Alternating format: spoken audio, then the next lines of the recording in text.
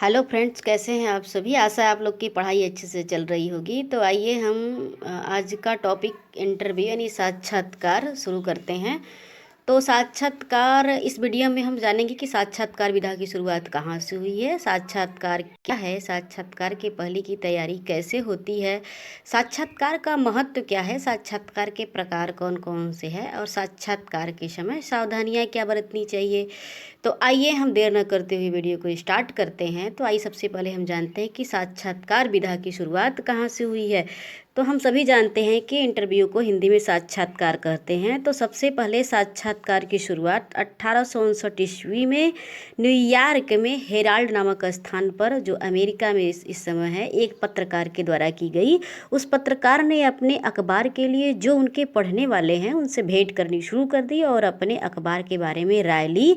तो यहीं से साक्षात्कार की शुरुआत हुई। तो साक्षात्कार की परिभाषा, साक्षात्कार को सामान्य तौर से हम देखेंगे कि जब दो या दो से अधिक व्यक्ति किसी निश्चित उद्देश्य के लिए विचारों का आदान प्रदान करते हैं तो उसे ही साक्षात्कार कहते हैं। साक्षात्कार की परिभाषा आइए हम कुछ विशेष अर्थ में देखते हैं कि जब भी दो लोग किसी विषय विशेष पर या विषय विशेष को केंद्र मानकर वार्तालाप करते हैं तो उसे ही साक्षात्कार कहते हैं।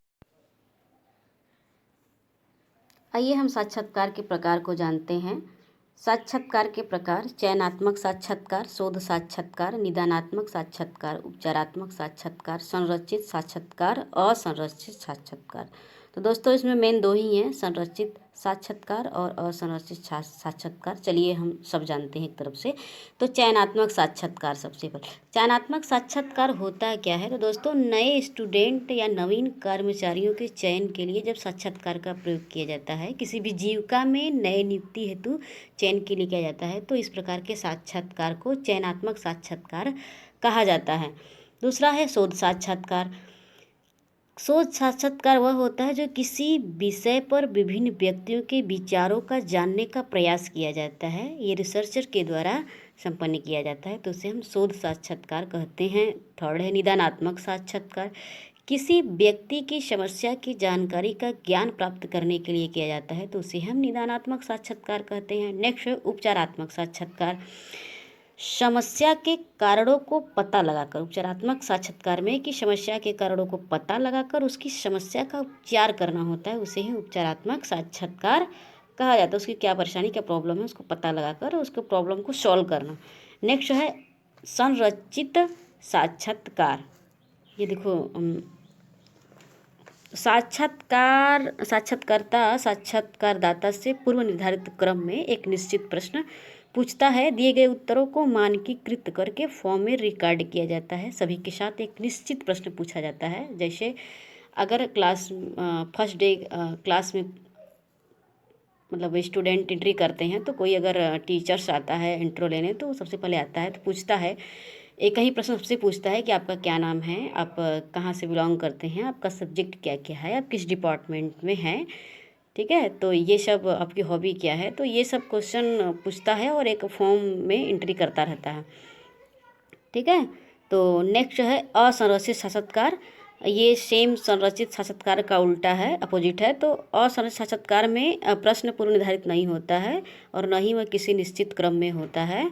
कहीं से भी कोई क्वेश्चन पूछ सकता है, जैसे कि आप कहाँ के, किस देश के रहने वाले हैं, आपका ज़िला क्या है, आप किस नदी के किनारे रहते हैं। तो अगर कोई पूछता है कि मैं भारत देश का रहने वाला हूँ तो भारत से संबंधित प्रश्न पूछना स्टार्ट कर देते हैं। या फिर मैं मिर्ज़ापुर या बनारस से, तो बनारस से रिलेटेड कोई जो फेमस चीज़ें हैं उनसे पूछना स्टार्ट कर देते हैं। या फिर मैं गंगा नदी के किनारे रहता हूँ तो फिर गंगा नदी से ही कुछ क्वेश्चन को उठा लेते हैं ये लोग, ठीक है। तो ये है असंरचित साक्षात्कार।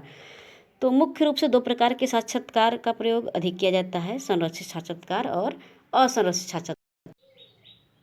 चलिए तो हम आगे देखते हैं। साक्षात्कार की विशेषताएं: दो व्यक्तियों के मध्य संबंध होना चाहिए, इसमें एक दूसरे से संपर्क स्थापित करने का साधन होना चाहिए, और साक्षात्कार से संबंधित दोनों व्यक्तियों में से किसी एक को साक्षात्कार के उद्देश्यों का पता होना चाहिए। यानी साक्षात्कार की विशेषता में ये तीन चीज़ें होना चाहिए, जो जैसे दो व्यक्तियों के मध्य संबंध स्थापित होना चाहिए, नहीं जो एक दूसरे आपस में बातचीत कर रहे हैं, मतलब स्थापित होना चाहिए, ना कि हम बात कुछ कर रहे हैं और दूसरी की तरफ देख रहे हैं, ठीक है। एक दूसरे संपर्क स्थापित करने के साधन होना चाहिए, किस पर्पज़ से हम एक दूसरे से बात कर रहे हैं, क्या थर्ड है साक्षात्कार संबंधित दोनों व्यक्तियों में से किसी एक को साक्षात्कार के उद्देश्य का पता, दोनों में से पता होना चाहिए कि हम एक दूसरे से अपने विचारों का आदान प्रदान कर रहे हैं तो क्या उद्देश्य उसका है।